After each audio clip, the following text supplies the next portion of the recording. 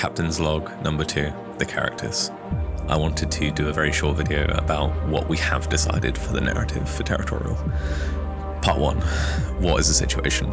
In the near future, humanity has made it to the stars to a point where maybe it's not like an everyday thing, but it's definitely not such a mammoth task to get up there anymore.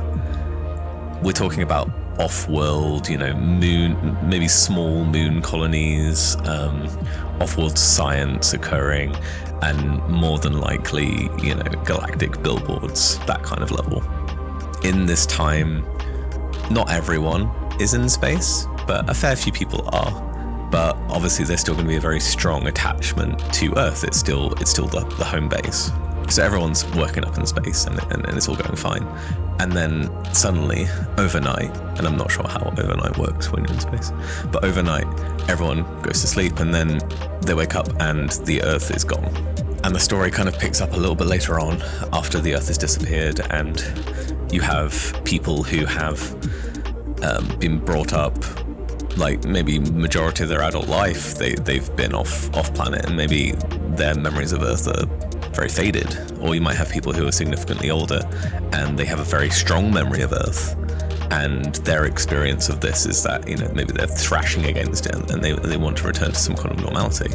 Each of the characters are experiencing this loss in their own way, but a lot of characters are also seeing it as an opportunity. Maybe characters didn't like their life so much before when Earth was around, and maybe they see it disappearing as a big opportunity to maybe do something else. And that's kind of what differentiates our characters, is how they are reacting to Earth's loss.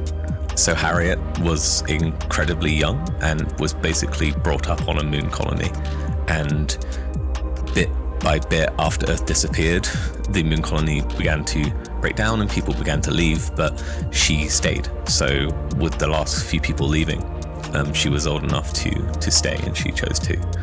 And she's been living alone on this moon colony for a little while, and while she's been okay being alone, I'm guessing the loneliness has probably got to her a little bit, and she has built a friend. So Runner is Harriet's robot companion. Runner is 1 Earth years old, and ultimately they're Harriet's best friend through and through. They don't know everything, but there is a lovely sci-fi database that we can call on, whether or not it's occasionally outdated. And Runner is very welcoming of people. There's none of this mistrust and pain that's come from the loss of Earth. It really is the case of this young robot child who's going out into the universe and trying to find their own way. And you can probably already pick on the kind of characters that I'm referencing for this.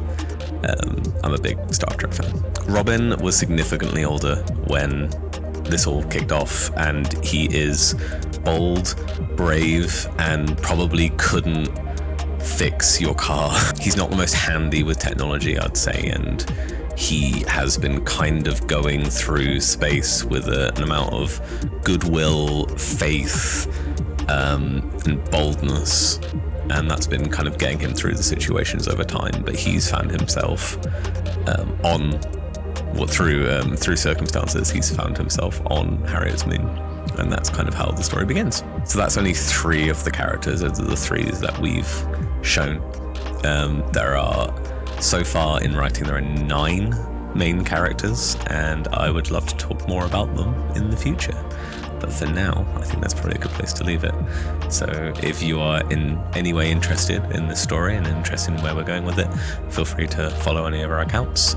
We have obviously your standard socials. Our website is territorial-game.com. This is a game in production. It's not currently available to you. You can't currently wishlist it on Steam. But if you follow along with the ride, then you'll know as soon as we do when it is.